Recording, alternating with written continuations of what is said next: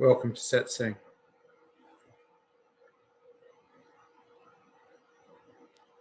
Hello, Vishrant. Can you please speak about the question, what were the practices you used towards enlightenment?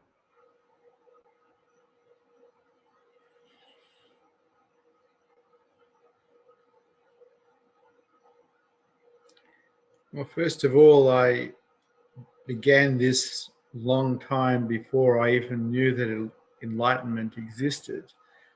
I got into personal growth when I was 19. I got involved in encounter therapy, having a look at how my mind was working and what was working well and what was not working so well. And during this period, which was about 9 years, I got to see how many belief systems I had that were keeping me limited, keeping me in contraction, keeping me in suffering. The main one was victim-orientated thinking. I grew up in a society with my family and my friends and my schooling, and it was a victim-orientated environment where people tended to blame others or blame situations or even blame themselves when things didn't go the way they would have liked. And after examining victim orientation, it became very clear to me that that is actually a choice, that we don't have to be a victim of life when it doesn't go the way we want it to. We can actually just see this is what is. And that alone changed my life immensely, relieved me of years and years of suffering, because people who see themselves as victims go into blame, go into resistance, contract, and hurt themselves. And it changes absolutely nothing. Yet it's very common in society to be victim orientated. And so I was fortunate enough to get given a book by Ken Keyes called The Handbook to Higher Consciousness when I was a teenager. And he spoke about this victim orientation at length.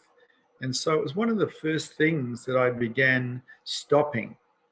And so I would notice, in other words, become aware of my mind being victim orientated, and I'd simply stop it.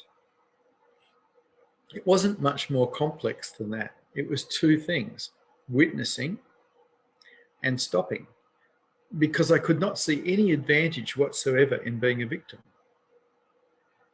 And at the same time that I began that, I also had a look at worry and how worry just keeps you in a projection to the future that hurts you and changes nothing also.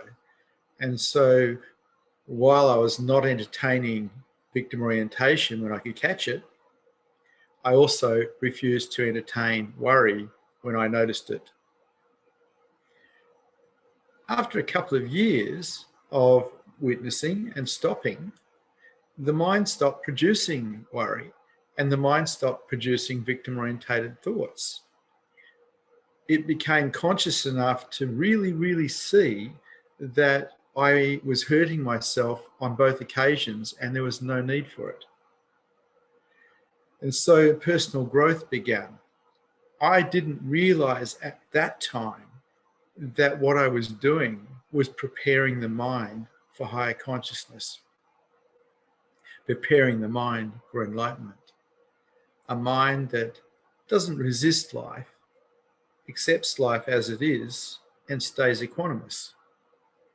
And so some of the first practices were undoing the mind, witnessing the mind, and then undoing the mind, undoing things that were detrimental to me. At the same time, and even before I was 19, I was very much into the moment, very much into the present moment. I liked it. I preferred present moment awareness to dreaming. I was involved in extreme sports that created an environment where if you weren't present, you were going to be in deep trouble. And so I was into martial arts. I was into rugby. I was into deep sea diving. I was into racing motorbikes and rallying cars. And all of these endeavors really involved being present. If you weren't present, you were in trouble. And so I'd already fallen in love in a lot of ways to what people call meditation, present moment awareness, though I wasn't aware at that age that it was meditation. It wasn't until I turned 28 and found my spiritual master, Bhagwan Sri Rajneesh, that I got into meditation and discovered that I loved it. I loved being present. And I didn't have to risk my life to be present. I could simply do it by being aware of what is real. And in the early days, that was simply the breath. I got involved in doing dynamic meditation and Kundalini meditation every day. And I loved it. I just loved being present. And so when I look at the different practices that led towards enlightenment, meditation was huge in that. Just being present to what is real instead of actually being present to dream. And everything you think is dream. Everything you think. At the same time, undoing the mind, undoing the things that created contraction and resistance in my mind by watching the mind and by not supporting those things. And so these are the spiritual practices that I started from teenage years to late 20s. And it was not long after that that I started getting involved in Osho mystery groups in America and also in Pune later in the 80s, and got involved with Enlightenment intensives, asking the question, who am I? And along with meditation and self-inquiry, witnessing the mind, finding a way to be okay with life, in other words, accepting life, I headed towards higher and higher consciousness levels. And anybody can do this, anybody. It's not hard. All you've got to do is put your mind to it. Self-inquiry involves asking the question, who am I? Who is really here? What is really here? And not answering it. In the early days, I used the Zen methodology, which was to answer it. And every question that was asked and answered, the answer was discounted. It was just let go. And so you ask the question again, who's aware?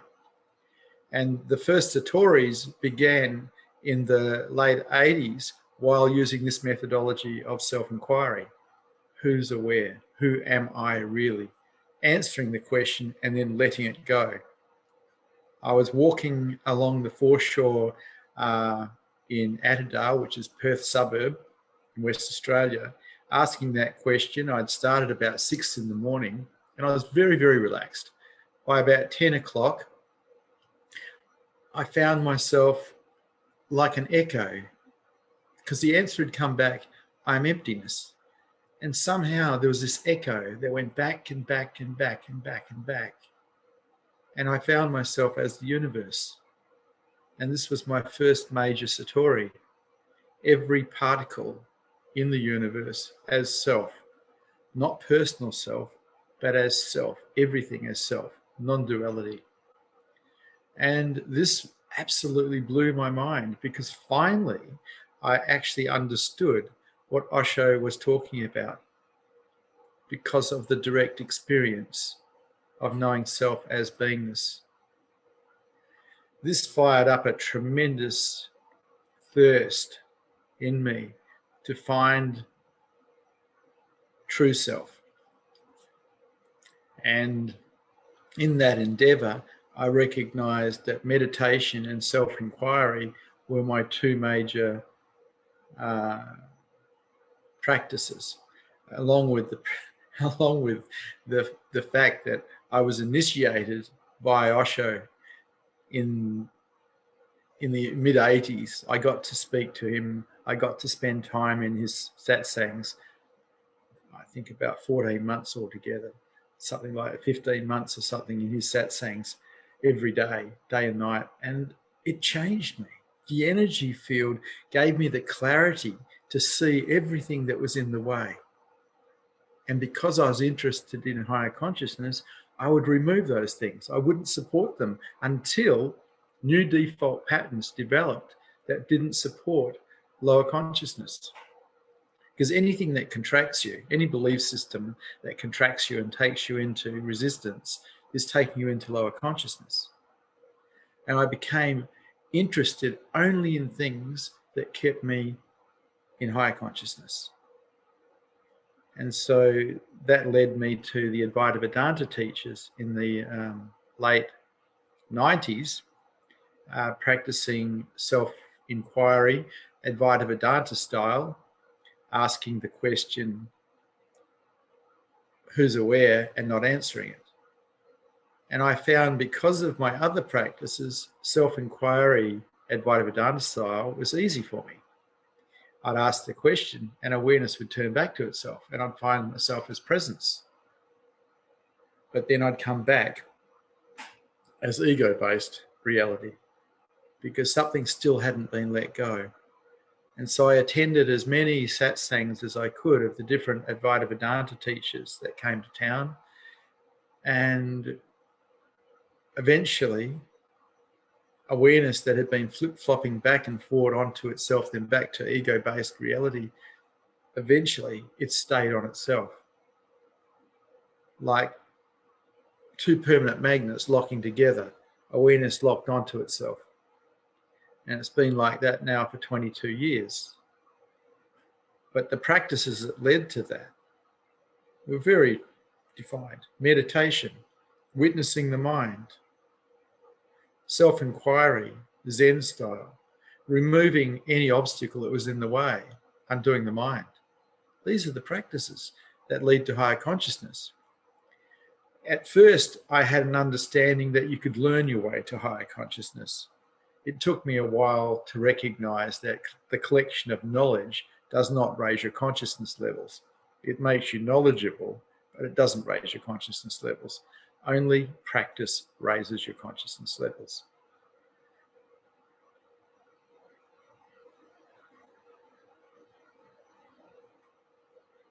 So what do you practice? Any questions? Any statements? Any challenges to this teaching today?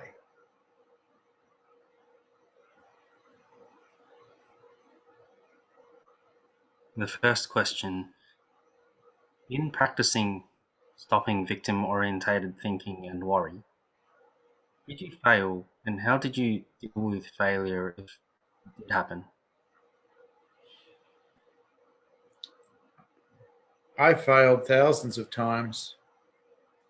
See, someone might say hundreds, but these were my practices that I loved to do. I failed thousands of times, but I didn't give up. I just kept practicing.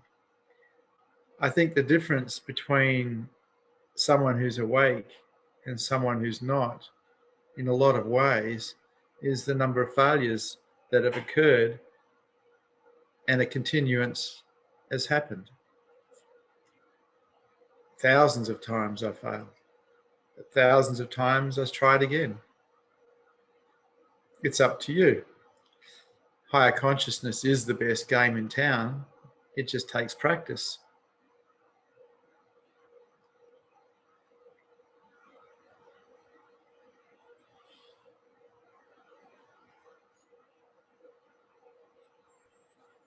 I often skip practices when I get busy. How did you maintain the discipline to continually practice no matter what happened? Well, sometimes I didn't. Sometimes I failed at that too. Um, but it became very, very clear to me that lower consciousness is where everyone suffers and where everything is just unconscious. And higher consciousness is wonderful. And higher consciousness is the best game in town. But it has to be paid for, because most of us are brought up in lower consciousness. We live in dream a fair bit. We think our dreams or our thoughts are real, and we're lost. We don't realize that there is actually another way to live. It took me 33 years to work out that the way of the heart was the best way to live. And so I gave my life to the way of the heart. And that was wonderful stuff, because I found love. And love is the true jewel of consciousness. Not love like in relationship, but love as in loving everything and everyone.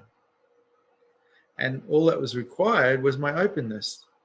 So I got to see that all the closures that I had in lower consciousness were actually in the way of love.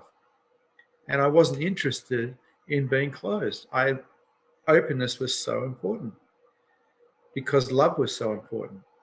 And so what do you make important in your life is what you serve. And so I served the way of the heart. And to serve that, I had to practice openness.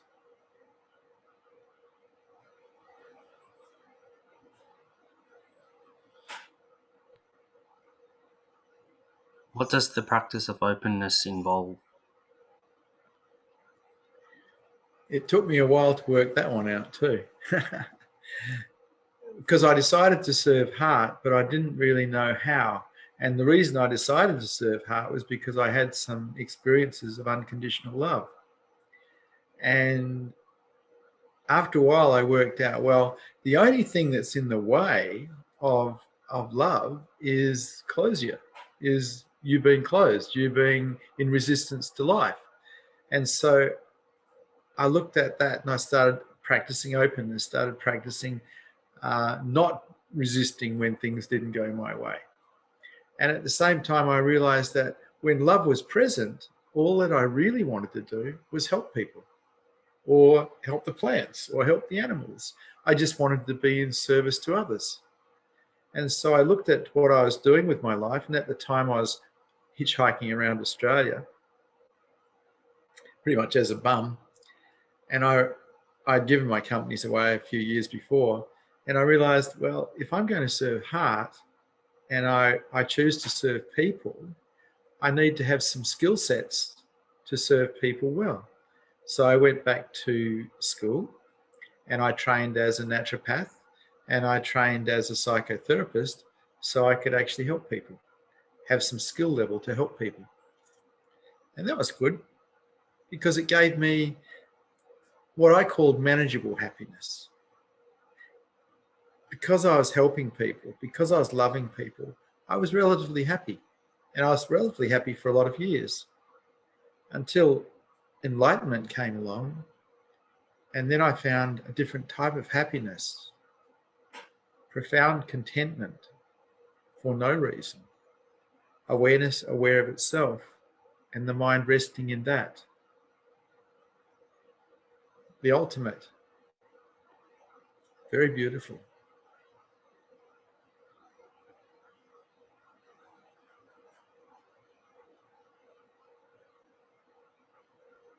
The next question has been written by Bhagavi. Is sex a pathway to enlightenment? If yes, why is that some preach celibacy? If yes. If you want the hardest possible way to move towards enlightenment, yeah, sex will do it. Because we're more identified there than anywhere else. True Tantra involves you not being present, involves an absence of you. You are so aware of the sexuality that you're not present and you find you dissolve and you find that there's only one. But that is so, so difficult. How do you then take that into the marketplace? I think that it would have to be the hardest way to possibly wake up. And as of yet, I haven't met anyone who's woken up through sexual activity, through Tantra. I've met a great deal of seekers who are interested in it. They like to combine sexuality with spirituality. Man, you've got to go beyond the sexual chakra. You've got to surrender that too. You've got to surrender everything. If I wanted you to get into trouble, I would teach sexuality. And then you'd have a lot of things that you could learn to surrender to. Because what a great device that would be. Tell you that you should play around, tell you that you should be with other women and other men. What a great device that would be to teach you how to surrender. Because you'd have to learn how to surrender, because it would touch all your primal programming. But I don't really think that's a good way to go. I think sex is hard way to go. Practice surrender, practice openness, practice meditation, practice self-inquiry. Raise your levels above the sexual chakra, the power chakra. Find your heart, find your crown chakra, find your third eye.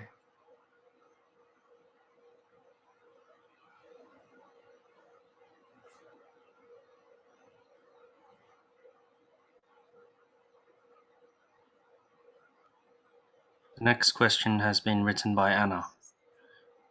Don't you need knowledge to start practicing something, i.e. leading to higher consciousness? So I was a bit of a knowledge collector. I collected, I think I've got every tape that Osho ever put out, and I listened to them all over and over again.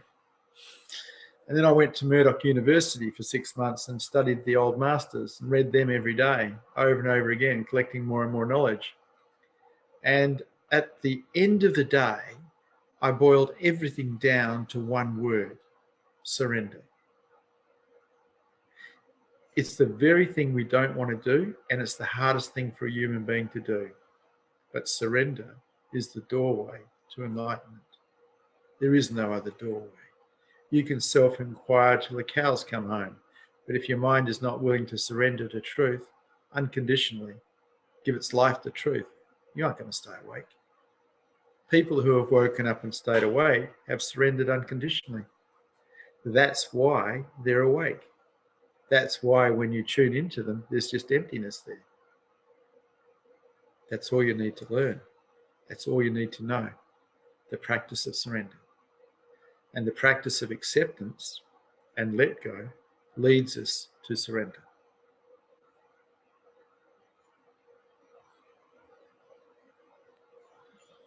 Next, Warren would like to ask a question. Hello, Warren. Hi, Vishrant. Can you hear me? I can, yes. Yeah. I did actually write my question.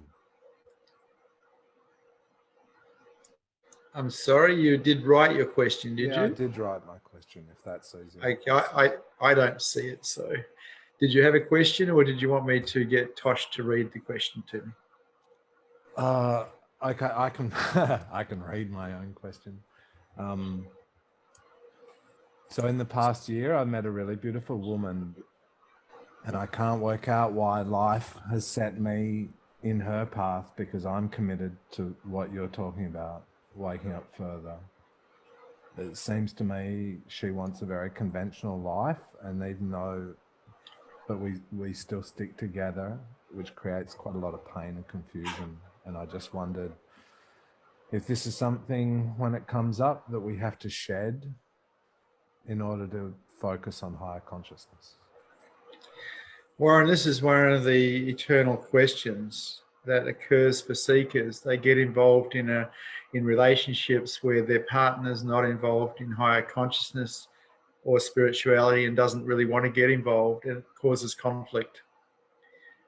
In my own experience, I was engaged to be married in my 30s to a lovely, lovely woman, and she gave me an ultimatum. She said, you have to leave your spiritual quest or I have to leave you. And I couldn't leave my spiritual quest. And so it broke her heart and it broke my heart. And so from that point onwards, I chose to be with people or women who were into high consciousness because I didn't want anyone else's heart to be broken. It is difficult. It's very, very difficult to be with someone who's not into higher consciousness because they don't really understand why you're sacrificing certain things, why you're putting other things before them. And in higher consciousness, the truth is we have to put truth before everything else. That's just how it is, because whatever we put first wins. If we put relationship first, that will win, but at what cost? And there's nothing wrong with having relationships. There's nothing wrong with having anything, actually. It's just that truth has to be first, always. And also probably heart has to be up there as well. So truth and heart first and everything else below that. And if you can get someone who will agree with that and operate that with you, it's comfortable. But if not, it's very, very difficult. And I understand your situation, Warren. May I clarify something? Yeah, go ahead. Every time we hit a new obstacle because of my commitment to this truth, she yields and she's slowly in danger of yielding the things that she's said she wants.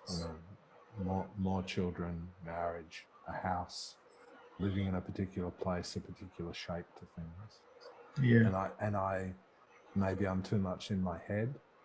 I keep feeling that there is this connection between us, and maybe the meeting is to help raise her up as well. But then that's maybe a bit grandiose of me. Not necessarily. I did my spiritual practices while having a young family, while working as a naturopath, while working as a psychotherapist. I stayed with my wife. I didn't disappear. And she followed suit to some degree.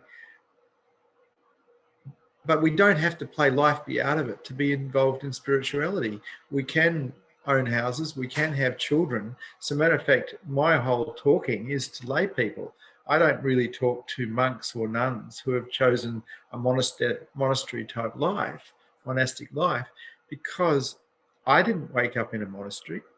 I woke up in the marketplace operating a naturopathy business, running a family. And I'm trying to help people who are interested in spirituality do the same, because a lot of people think they have to go and become a monk or a nun. I don't agree. It's not that you can't have things, you just can't be attached to them. It's our attachments that are the problem. So you can have everything you want. You just can't be attached to it. You just keep letting it go. And I've had those things in the past, children, houses. And if I don't want those things she wants. Well, that's your business. And if she gives them up for me, I feel like I need to close a door or something. Yeah, but what she'd be giving them up for is her love of you. And look, love is worth sacrificing yourself for. As a matter of fact, the only way that you can support love is to sacrifice yourself when you really look at it. And there's nothing wrong with that, because love is very beautiful. It's the true jewel of consciousness here. If someone wants to sacrifice their life for love, why not? I feel guilt. Yeah, but love is the most beautiful thing that a person can experience, really, besides beingness. And here she is sacrificing things for love. There's nothing wrong with that. I don't see anything wrong with that. I sacrificed my life for love. And I'll do it a million times. It's the only thing that's worth doing here. Really, besides waking up, serving love is the only thing that's worth doing here. Thank you. Thank you, Warren.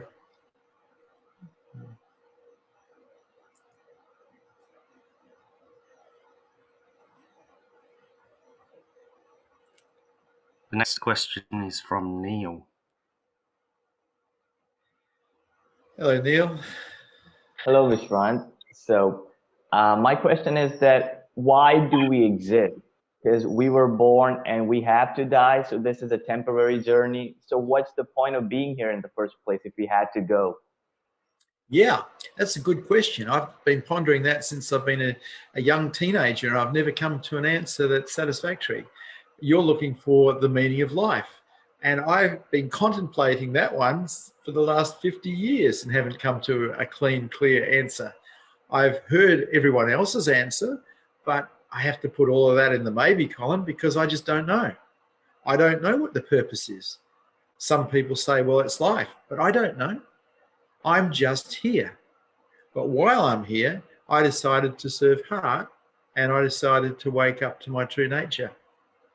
But even that, I don't think there's a purpose in that.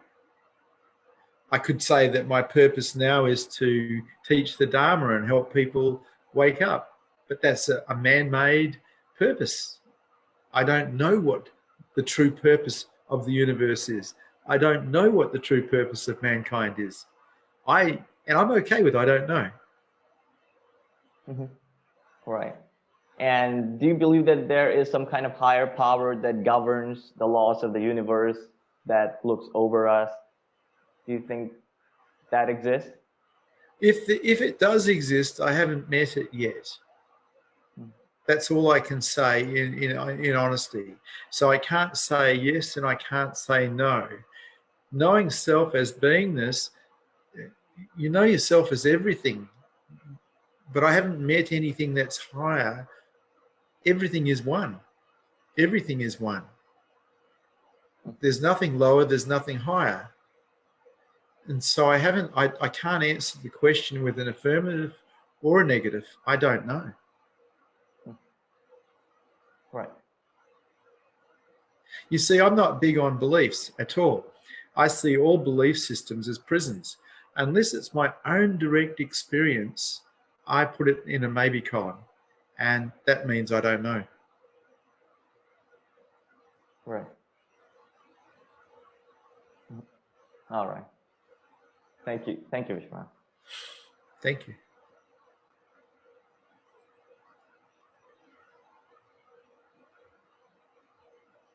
The next question has been written by Anna. So, COVID is what is? So ask the question again, please. So, COVID is what is?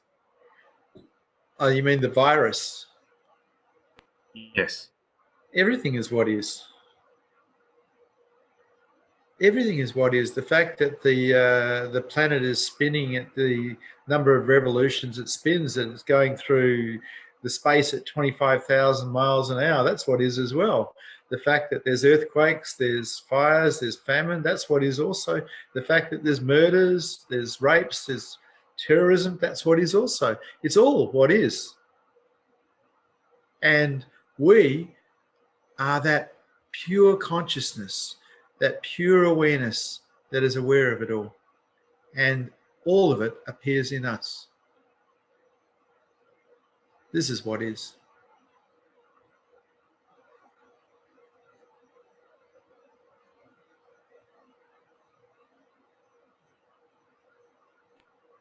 The following question has been written by Manasa. I have slip disc in the lower back, which doesn't allow me to sit more than 15 to 20 minutes at a stretch. How to practice meditation without sitting? So one of my main meditative practices was walking meditation. And I don't know how long you can walk for, Matata, but I used to walk and watch my footfalls and watch my breath at the same time. And if I was outside, I'd feel the sun on my skin. So I'd be aware of that and any wind that was happening on my skin. And I'd be aware of the sounds around me. So I was aware of my footfalls, my breath, the sun and the wind on my skin, and the sounds around me. 5 things. Now, if you're aware of all of those things, you're in meditation and you can't think. Otherwise, you'll lose contact with those things. So a lot of my meditation was walking meditation. being present to those things that are real around me rather than present to my thoughts. The other way, of course, is to lay down and do meditation, which is a little dangerous because people tend to fall asleep. But it's possible. You keep your eyes open and you meditate with your eyes open, watching the roof, watching the breath. That works too. If you shut your eyes, you might go to sleep. But if you keep them open, the chances are you'll stay awake and you'll be able to watch your breath, which is real. The only thing that's not real is what you think.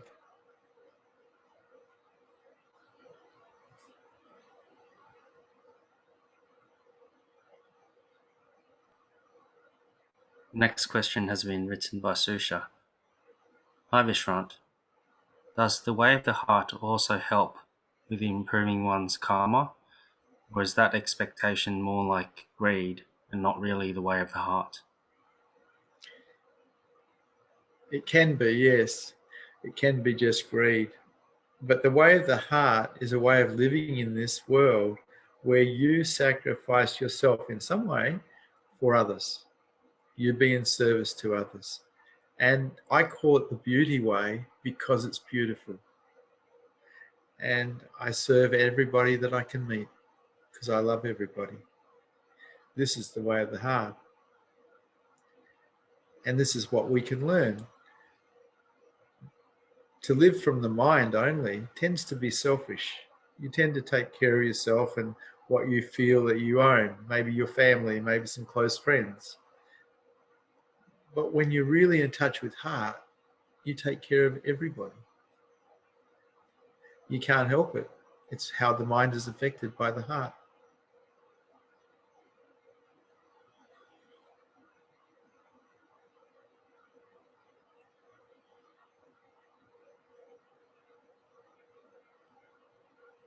Yoga, meditation, mindfulness, and Tantra seem to be gaining popularity as regular practices in people's lives.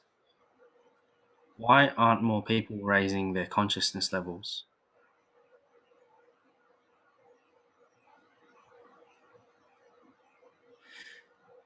From the age of 19 onwards, I had teachers. I had people who had consciousness levels that were higher than mine, teaching me how to raise my consciousness levels. I think that to try to raise your consciousness levels by yourself without a teacher is almost impossible.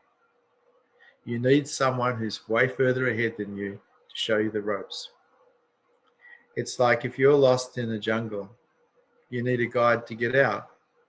You don't try to work out how to get out yourself. You get a guide to show you the way out. And the way towards higher consciousness, you require a guide because the ego is so tricky. It will keep you locked in lower consciousness. It'll justify it, all its contractions, all its resistance to life. It'll give it, it'll take the easy way out. I was lucky that I actually fell in contact with people when I was a teenager. And then I was very fortunate when I came across Osho Rajneesh in the late 70s and 80s, because these people showed me the way. And without them, I would have been lost. So there is so much gratitude there. Trying to do it by yourself or trying to do it with teachers who don't actually have higher consciousness is probably a waste of time, because that would be the blind leading the blind. Ultimately, if you're interested in enlightenment, find someone who's awake to hang out with. I'll show you the way.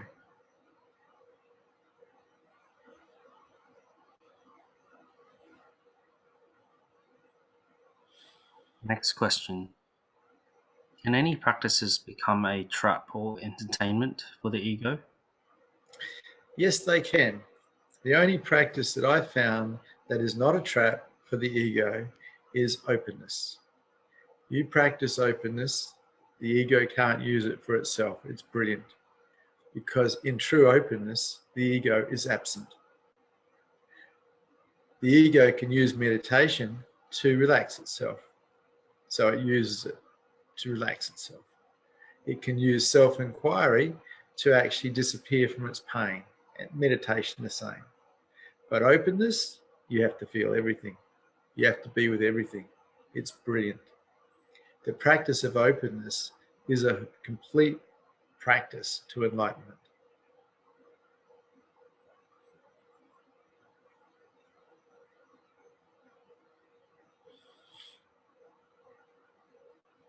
The next question has been written by Anna. So, why do you say that people who won't take a vaccine are selfish?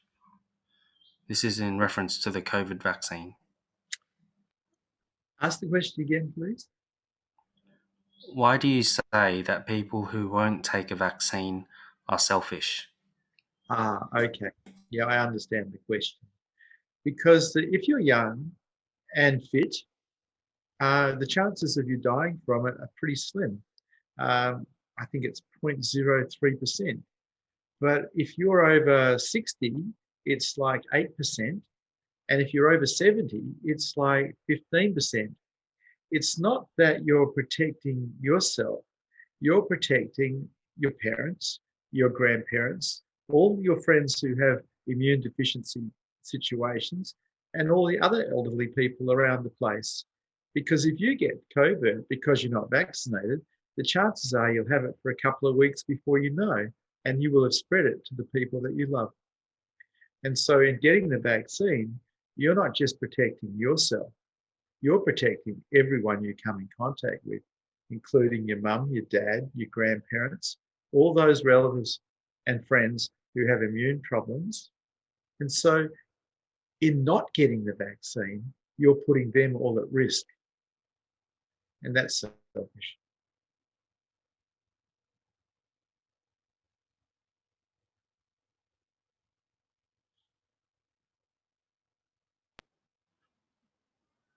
The next question has been written by a viewer. What is the difference between acceptance and spiritual bypassing?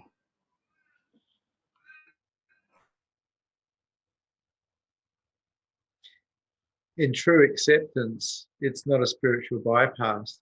In true acceptance, you've surrendered, you've let go. You're actually on the way to higher consciousness, you're on the way to freedom. If the acceptance is total, there is no continuation of the story whatsoever. It's over. It's an end. And it is one of the keys. Learning to accept life as it is allows you to develop a quantumist mind that will support enlightenment, support awareness on awareness when it finds itself. I'm sure that it can be used to spiritual bypass, but true acceptance is an ending. It's over. There's no grudge. There's nothing being held on to. True acceptance is beautiful because it supports heart and it supports enlightenment.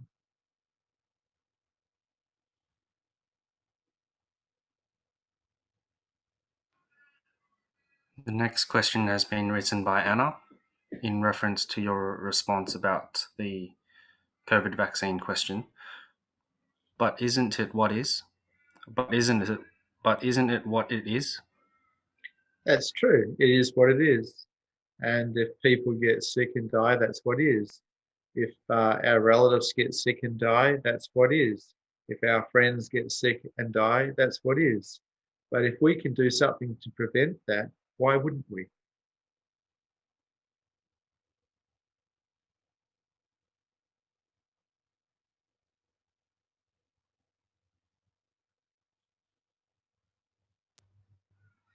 The next question. Can you please describe resistance and the process of dropping it? Okay. Resistance. Let go. Resistance. Let go. It takes no effort whatsoever to let go. It takes a lot of effort to offer resistance. Just let go. And then live like that. Most humans live like this. Learn to live like this. It's beautiful.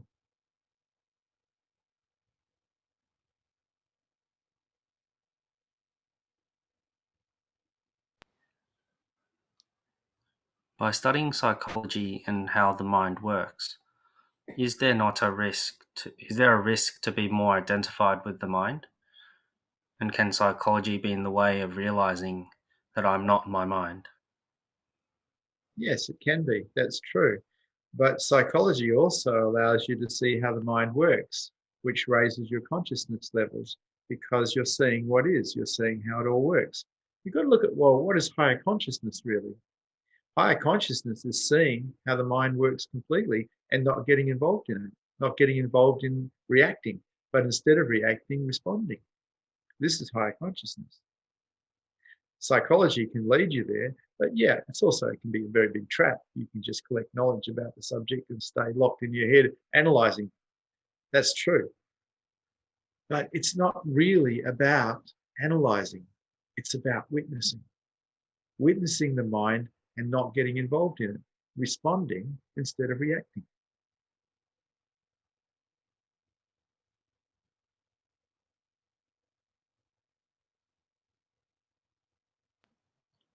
Do you think it's better to stick with one practice or one type of self-inquiry, or can I play with more if it feels right? Look, I did just about everything at the same time. I'm not a good example. I love present moment awareness. I love self-inquiry. I love the practice of openness. I think I did everything at once. I didn't just pick one thing. I did everything at once. The day has 24 hours in it. I did everything at once. I self-inquired. I was meditative. In other words, I was present to what is real. I was witnessing the mind, and I was practicing openness.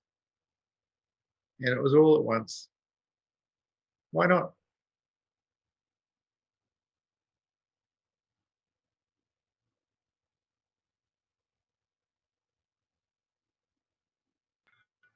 If I have a spiritual identity, how can I learn to become a no one? If you're ego-based, you can't not have a spiritual identity because ego is identification with what you think you are into, basically. And so the only way that I know to break any identity, whether it's spiritual or any other type of identity, is to wake up, to know yourself as true. And then whatever entity is there is seen for what it is, a dream, not real. But that's the only real way. You can intellectually understand that you're not the ego. You can intellectually understand you're not this, you're not that. Particularly if you've had satori's, you know that you're just an act, but there'll still be identification. Identification breaks when there's nobody here anymore because awareness is aware of itself. Enlightenment has occurred, and there's an absence of the I.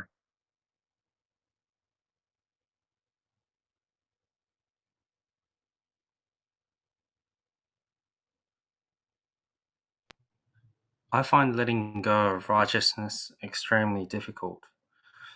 Why is it so hard to let go of being right? Because your survival depends upon it. Let go and see what happens. Just let go and see what happens. You see, you've got to try it until you get good at it. Your question indicates that you find it difficult. Have you practiced it? It protects the ego, righteousness. It's a defensive mechanism along with arrogance. But all defensive mechanisms are in the way of higher consciousness. Let it go and see what happens. Practice letting go instead of practicing righteousness. Righteousness will take you to hell. Letting go will take you to heaven. Your choice.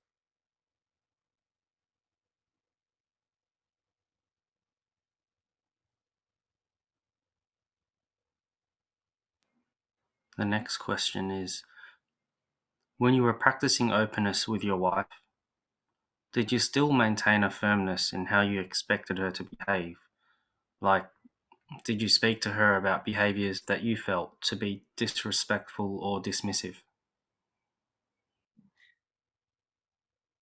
In the world that we're in, We have to confront from time to time to make it work for ourselves and for others. But can we do that from a place of openness? Can we do it from a place that's not defended? Can we be on the other side when we're talking to them? Yes, we can, but that takes practice. And this is what's required, practice. And so, yes, if I didn't agree with something, I would bring it up. But I'd bring it up from a place of openness, not a place of closure, not a place of defendedness. And there's a huge difference. There's no point not being effective in the material world. And when we become unwilling to confront, we become ineffective as partners, as parents, and just generally. But can we confront from openness? Can we confront from a place that is wide open? The answer is yes, but it takes a lot of practice.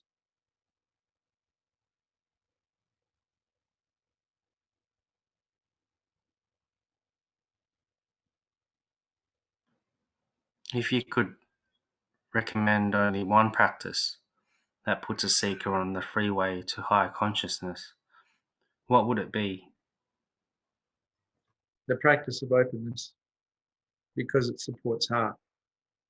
And when heart starts appearing, when you start perceiving love, you start laying yourself down for it. You start laying the eye down for it because it's so beautiful. The mind itself falls in love with love.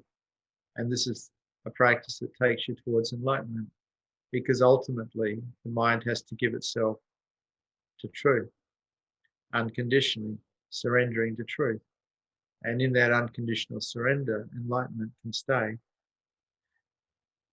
The mind gets used to giving itself to something by first giving itself to love, by sacrificing itself for the benefit of others, the planet, animals, whatever. But it puts itself aside because that's what it wants to do. It wants to serve. It wants to take care of. And this is the most beautiful thing. This is the most beautiful thing a human being is to put itself aside for the benefit of others, or the benefit of the planet, or the benefit of animals, to self-sacrifice. And in that letting go of self, higher consciousness occurs. So openness is ultimately the most brilliant practice that cannot be defeated or used by the ego towards high consciousness. It just works. And it's up to you. You're the one that's going to do it. If all you do is practice resistance and contraction every time things don't go your way, you're going to keep yourself in lower consciousness. The opposite to that is to practice openness, and it will take you flying.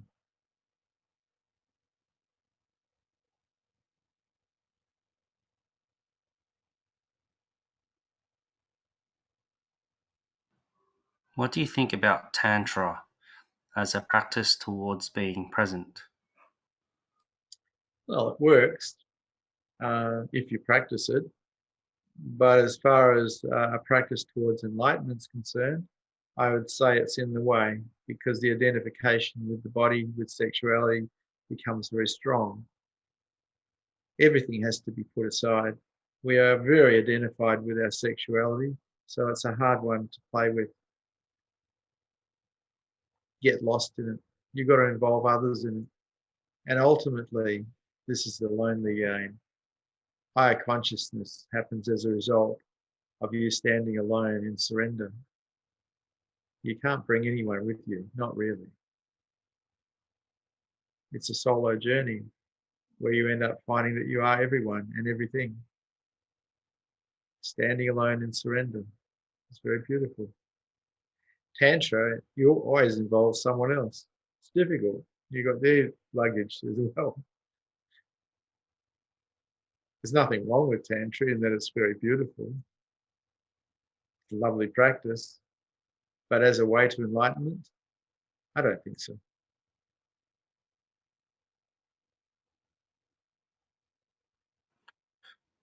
Are there any things that you practiced and later realized that you didn't need to?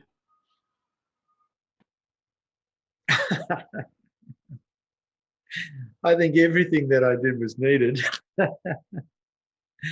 Everything, every mistake, every fault, every flaw, every success, every failure, I think it was all needed. I don't see any faults really. I see karma at play, energy. What we put into life, we get back. I see that at play. I don't think there's any mistakes. I really don't. I just see what is, as is. And in that, the mind can rest. The moment the mind goes into objection to life, we go to hell. We take ourselves there with our own resistance. Life's just the way it is. The good, the bad, and the ugly. It's just the way it is. And if you can accept it, you can be free. If you can't accept it, well, you're taking yourself to prison. You're taking yourself to hell. That's your doing. The world's not doing it to you. You do it to yourself. In that way, we create our own reality. We are all 100% responsible for how we feel. We can't really blame anyone or anything else for how we feel because we make ourselves feel. And in accepting that, we can rest. The mind can rest. We're not fighting anymore with the world. And there's peace. Shanti, shanti, shanti. Acceptance, openness, brilliant. You want to find awareness on awareness, self-inquiry. You want to have a decent life, be present to reality, meditate. You want to have a beautiful life, practice openness and love everybody. Take care of everything you see. This is the beauty way. This is the way of the heart.